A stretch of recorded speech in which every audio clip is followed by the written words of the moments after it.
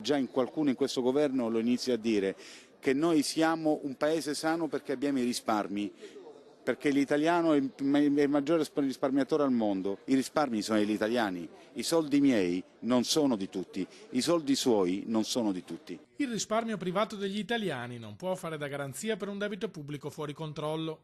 Critica le recenti dichiarazioni del governo il presidente della Confindustria veneziana Vincenzo Marinese, che ha inaugurato in mattinata al Vega il nuovo atelier delle imprese, uno spazio di incontro e confronto tra imprenditori pensato per aiutare la messa in rete e l'internazionalizzazione delle aziende del territorio.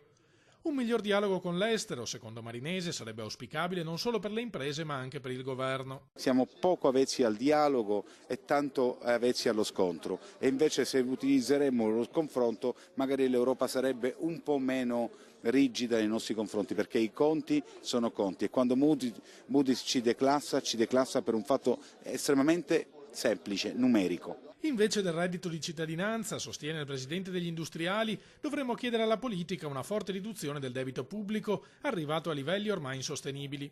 A prescindere dalle imprese, oggi un cittadino troverà il suo mutuo, e sono sicuro che tanti di voi avranno un mutuo, che aumenterà, inevitabilmente aumenterà, e perciò il debito pubblico sta diventando un qualcosa che riguarda tutti noi.